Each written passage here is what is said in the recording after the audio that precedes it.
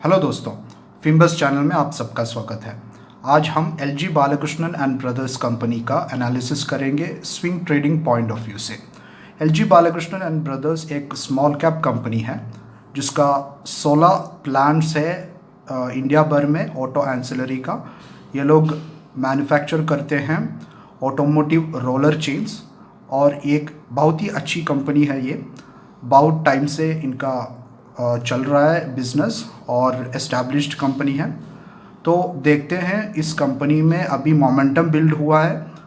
2 दिन पहले इसमें काफ़ी वॉल्यूम आया था इस शेयर में। अराउंड 6 lakhs का बाइंग एंड सेलिंग हुआ था और 10% स्टॉक बढ़ भी गया था।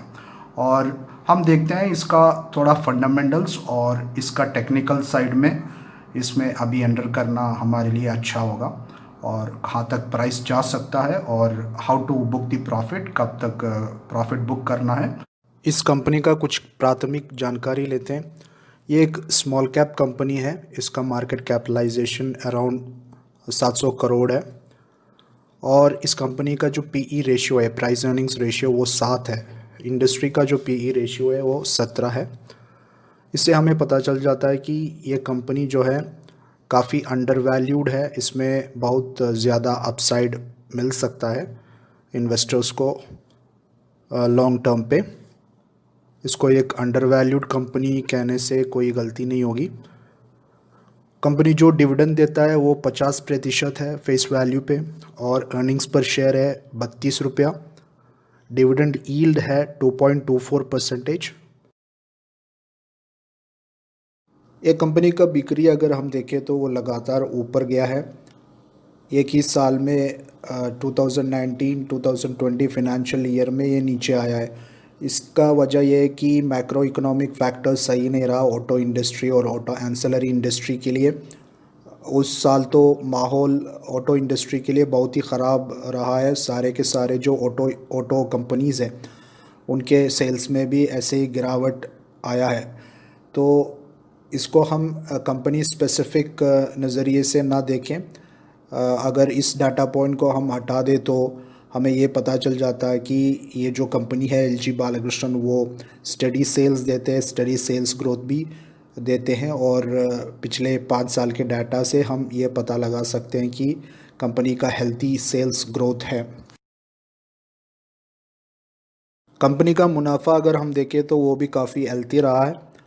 ये जो 97 करोड़ से जो 90 करोड़ पे जो फिगर आया है नेट प्रॉफिट का, वो जैसे कि हमने सेल्स के उसमें देखा, स्लाइड में देखा, मैक्रो इकोनॉमिक फैक्टर्स की वजह से हुआ है। कंपनी स्पेसिफिक रीज़न उसका नहीं है और आगे के जो भी सालों में, 1 साल और 2 साल में भी ये जो फैक्टर्स है वो रहेगा। तो उस माहौल में भी कंपनी ने कुछ ज़्यादा मुनाफे में उसका गिरावट नहीं हुआ है, तो ये एक encouraging फैक्टर है इस कंपनी के बारे में। इनका जो सेगमेंट है उसमें ये हेल्थी परफॉर्मेंस देते हैं, तो मुनाफे के हिसाब से भी कंपनी काफ़ी अच्छा परफॉर्मेंस दिया है।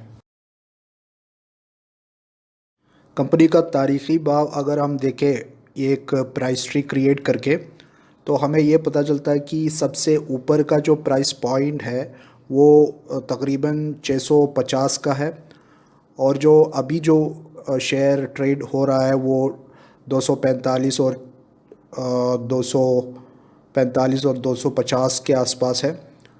तो यहाँ से जो प्राइस मूवमेंट होगा इस शेयर का, तो ऐसा रहेगा कि 345 में एक बहुत ही स्ट्रॉन्ग रेसिस्टेंस आ रहा है इस शेयर में और उसके बीच है माइनर रेसिस्टेंसेस है।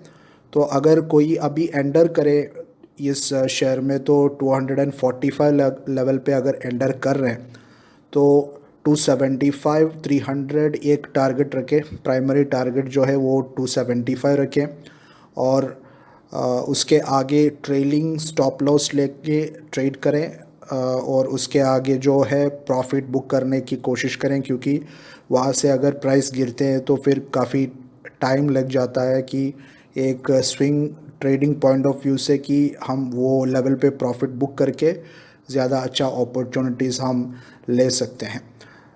345 के आगे इसका जो स्ट्रॉन्ग रेसिस्टेंस है वो है 400 और 500 के लेवल पे एक प्राइस टॉपेज दिखा रहा है हिस्टोरिक चार्ट्स, जहाँ पे काफ़ी टाइम तक वो 500 के आसपास रहा है। तो एक बार और अगर हम प्राइस टारगेट की बात करें तो 245 235 लेवल पे अगर हम एंटर कर रहे हैं तो 275 एक अच्छा टारगेट रहेगा।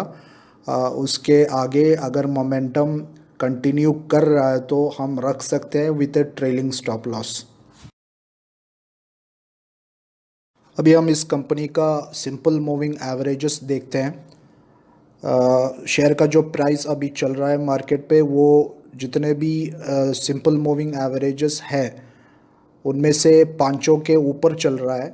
सिर्फ 200 डे सिंपल मूविंग एवरेज अभी के प्राइस से ऊपर है, जो एक बहुत ही अच्छा सिग्नल है बुलिशनेस का। और जैसे जैसे स्टॉक में मोमेंटम बिल्ड हो जाता है तो ये 200 डे सिंपल मूविंग एवरेज भी ब्रीच हो जाएगा। 30 जून को इसके ऊपर प्राइस गया था, 259 तक गया था। तो अगर 6 एसएमएस में कोई शेयर का जो करंट मार्केट प्राइस है वो पाँचों के ऊपर चल रहा है तो उससे जाहिर है कि ये बहुत ही बुलिश शेयर है। अभी हम इस शेयर की ADX यानी कि एवरेज डायरेक्शनल इंडेक्स के बारे में बात करते हैं। ये जो ग्रीन लाइन जो दिख रहा है हमारे इस चार्ट पे, ये इंडिकेट करता है positive DI, positive directional index.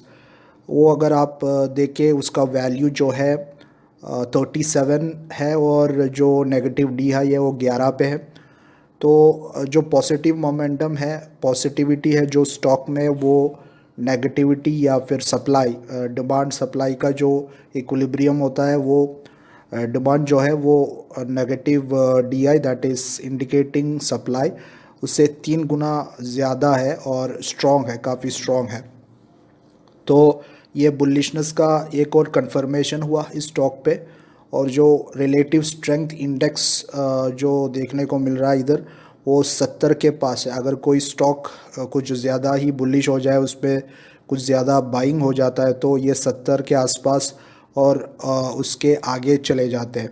तो इसके हिसाब से भी हमें ये पता चल जाता है कि स्टॉक काफ़ी बुलिश है इस टाइम पे।